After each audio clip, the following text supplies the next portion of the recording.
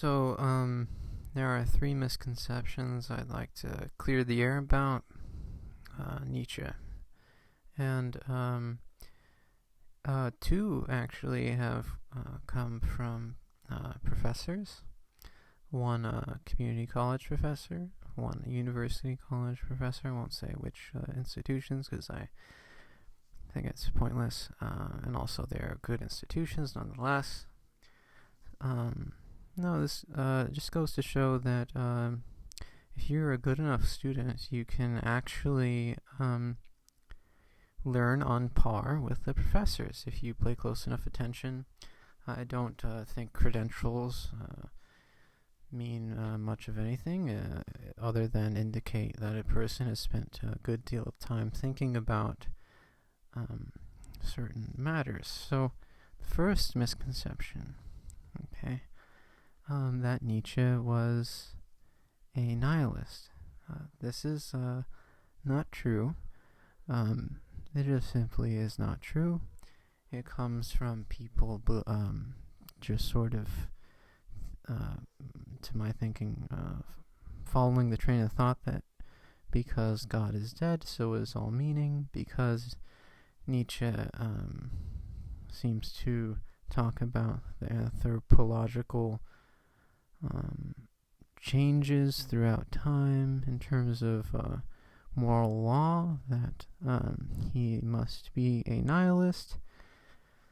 And even a professor sort of casually thought, in mentioning a nihilistic example in class, lumped Nietzsche into the nihilistic category. This is not true, simply because Nietzsche's corpus is actually very much dedicated to combating what he calls decadent states, which are decaying states, ideals, in other words, that people have, which deprecate the here and now in this life for the sake of some otherworldly life or hope. And this is actually why he thinks that Christianity is, at least some versions of it, can be nihilistic. So that's actually a criticism he gives to certain ideals, namely that they are nihilistic and decadent states. So to categorize Nietzsche as a nihilist wouldn't really be accurate. That's the first misconception. The second one is that he was some kind of Nazi sympathizer. This one is just kind of obvious. Anyone who's spent any small amount of time looking into Nietzsche will understand that it was his sister who was the Nazi sympathizer, and that Nietzsche was actually anti-nationalistic. He says it quite often, and in fact, explicitly, he is annoyed by German intellectuals and German nationalists. So that just, and he explicitly speaks about, even in the genealogy of morals, he talks about anti-Semites in a poor, as being in poor taste, as well as, and I can't remember where I read it exactly. It must be in Ecce Homo, I'm thinking. But he explicitly talks about his most pleasant encounters actually being with, or some of his most pleasant encounters, I should say, as being with Jewish persons. So and in fact, I believe his own heritage he thought came from of Polish descent. So he actually, I think, considered some of his own heritage to be Jewish, which he might even have been sort of proud of. So, and there's no real reason why I should, even if he was a Nazi sympathizer, I would have no problem mentioning that. For example, Being in Time, which I have up here, Martin Heidegger, I have no problem saying that Martin Heidegger was a Nazi sympathizer, simply because it is the truth. I don't think that, we could have a talk about how Martin Heidegger's ideas maybe lean towards the direction of Nazi sympathy, which, I don't advocate. But people have this strange tendency to lump Nietzsche in with some kind of anti-Semitic Aryan Nazi sympathy, and it simply honestly just shows that they haven't read a lick of Nietzsche. So there's that.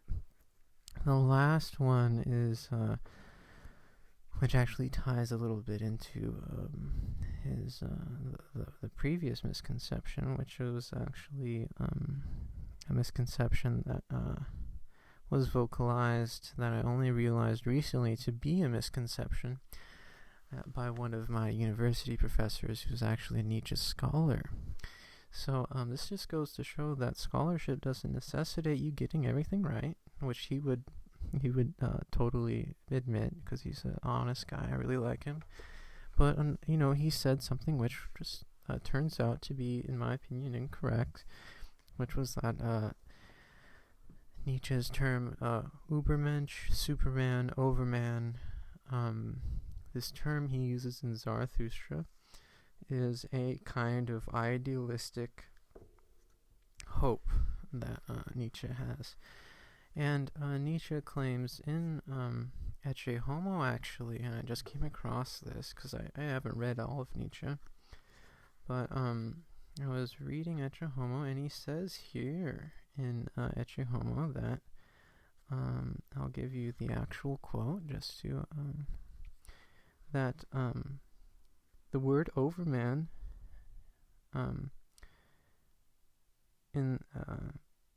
I'll just read its entirety. The word overman as the designation of a type of supreme achievement, as opposed to, quote, modern men, or to, quote, good men, to Christians and other nihilists, a word that in the mouth of Zarathustra, the annihilator of morality, becomes a very pensive word, very thoughtful word, has been understood, that word, overman, almost everywhere with the utmost innocence, in the sense of those very values whose opposite Zarathustra was meant to represent. That is, as a, quote, idealistic, end quote, type of a higher kind of man. Half saint, half genius. So here we have, from the horse's mouth of sorts, not of sorts, but the actual horse's mouth of Nietzsche in Ecce Homo, in the chapter Why I Write Such Good Books, him explicitly stating that his contemporaries have misunderstood Zarathustra's term overman as being the opposite of what it was meant to convey. Namely, they thought it was a form of idealistic hope, which Nietzsche would think to be actually a kind of nihilistic attitude, for insofar as the hopes deprecate the here and now in this life. So this just goes to show that if you're a close reader, a student, you can have valid disagreements with anyone, including scholarly professors, and this has been some of my experience, and I just feel like other readers out there who maybe will be having similar eyebrows raised could get a little validation that their interpretations, while not ironclad just because it's their interpretation, can actually be at odds with a professor's interpretation and still be valid. So I'll make more of these on other philosophers that I believe have been misconstrued. Thanks.